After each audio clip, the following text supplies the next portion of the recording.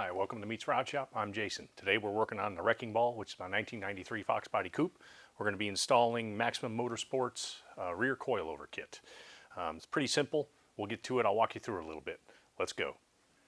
All right, first things first. If you have the older Bilstein shocks from Maximum Motorsports, you'll have to send them in and have them grooved. It's the 6418 number, part number.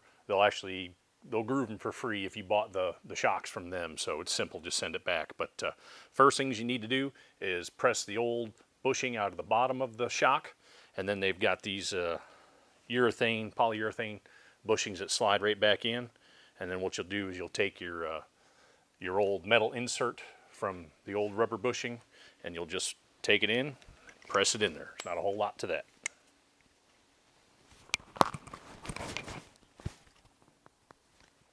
Let's do it in a vise. All right, now that the bushings are installed, next thing you'll do is you'll take this, there's a little, what they call a circlip. It's a little piece of wire basically that's into the shaft of the shock, and you got to take this bump stop washer off. You're going to keep the bump stop on there, but you got to take that washer off.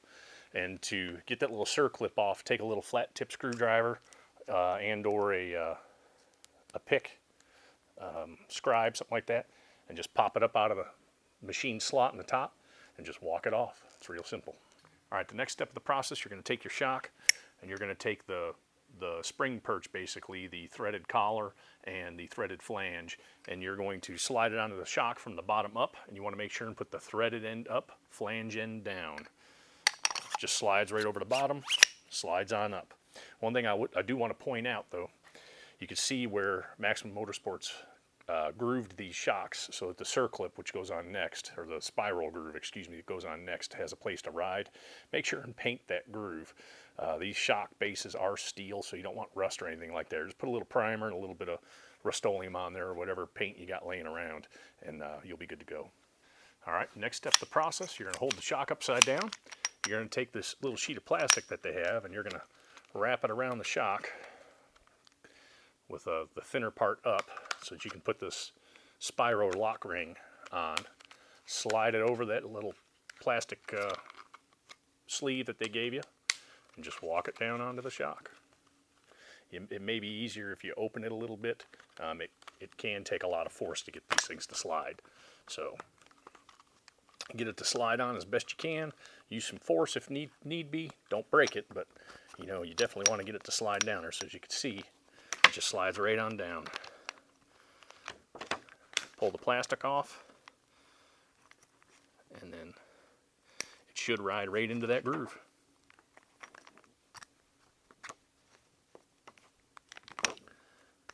Just work it around a little bit by little bit. And that will snap right in, just like so.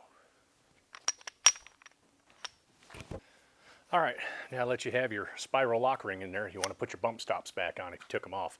And if you look, it's got a beveled edge here. You want to make sure that beveled edge goes down towards the shock body. Just slide it on the shaft.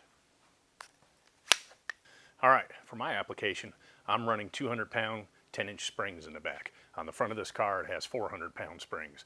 So from talking to Jack at Maximum Motorsports, which I do got to give you a tip, if you're running Maximum Motorsports product, spend the $50 and have them set up your car for you.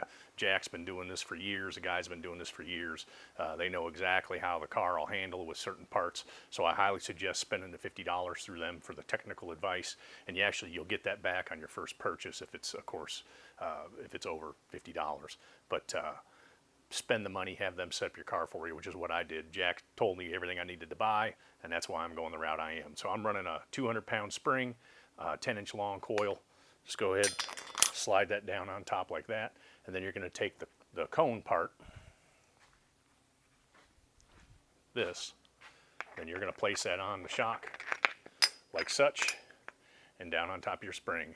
And now your circlip on the top goes in as well. And remember, that circlip, the sharp edges go down, the round edges go up. All right, the next step of the process is the pivot pocket here. You want to put this on, and if you look in the flat end, there's a little machined bevel inside that will actually fit that circlip that's on top. So you just slide that right on as such, and it'll sit right on top of that circlip. Then you're going to fill this inner pocket with the grease that they supplied. So you're going to take their little tube of lube, just go ahead and coat the inside pocket of that real well. Make sure, you can't have too much of the stuff on here. You don't want it squeaking. But go ahead, coat it up pretty good. Do both of them. And then we're going to put the little bushing down on top of this here in a second. All right, so go ahead and grab your Delrin bushing, and you want to put the rounded end down into that pocket. And this is going to, that's why the lube's on there, so that this thing will go with the motion of the ocean. All right, for now, that's the shock assembly part. Now we have actually got to get onto the car. I'm going to show you the shock bracket installed on the passenger side. I'm also going to show you the installation of the shocks into the car. So we'll go ahead and we'll get that done right now.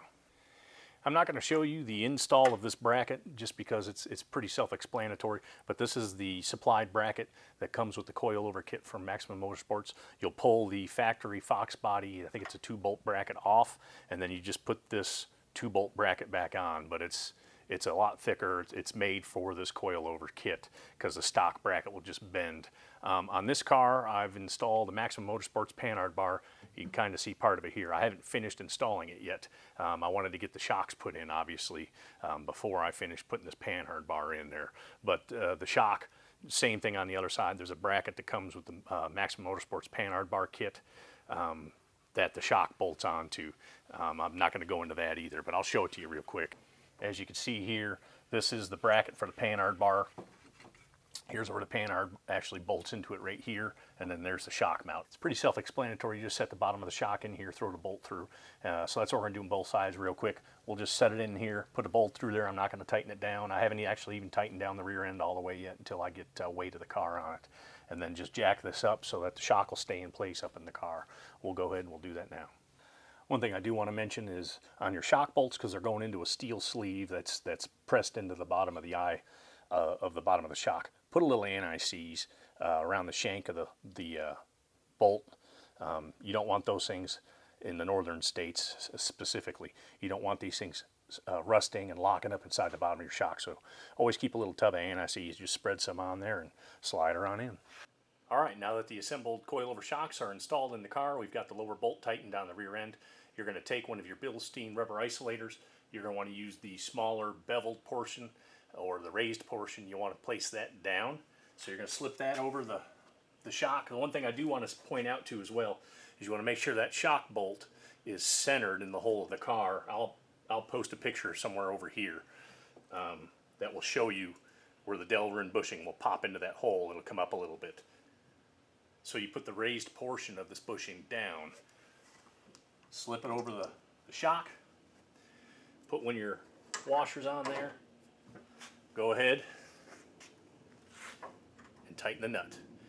On my Bilstein shocks, it's a 5mm Allen wrench that you'll slip in the end of the shock to stop it from spinning. What you'll do is you'll tighten that nut down, and you'll tighten it down till it touches, and then 4 more turns.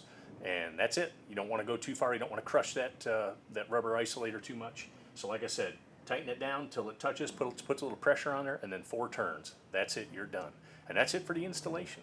So I guess I'll tighten these up real quick. Just for information, the nut on my Bilstein shocks are a 17mm. So it's a 5mm Allen wrench to hold the shock stud, and it's a 17mm wrench to tighten the nut. All right, I'm going to show you how to set the ride height on these. What you want is you want the car on the ground at its full weight, how you normally drive the car. You'll put the car up on jack stands, and then you'll have a jack under the rear end, but you want to be able to lower the rear end to where the spring hangs. That way it's easier to adjust. And what you'll do, you see, remember the collar you put on there with that little threaded sleeve? So you'll turn that sleeve up or down, however you want it to go, and then you'll just keep, raise the jack up to the rear end, lift up the car, measure your ride height, see where it's at, make sure you want it. Once you get it where you want, there's a little set screw that comes in the Maximum Motorsports kit that screws in and will lock this collar down so it doesn't move on you. Don't over tighten that. If you over tighten it, you can damage that threaded sleeve. You just want to snug it so where the collar will lock in. And that's it. You're done. You want to roll the car back and forth a little bit, make sure that the ride height doesn't change after you adjust it. But it's simple. It's real easy to put this thing in, put it together, and it should make the car handle a lot better. But that's all I got for you. I appreciate you checking out this installation. Thanks Maximum Motorsports for all the help you gave me on this and the rest of the car setup. But again, thank you. Have a good day. Remember, keep your stick on the ice and your head up.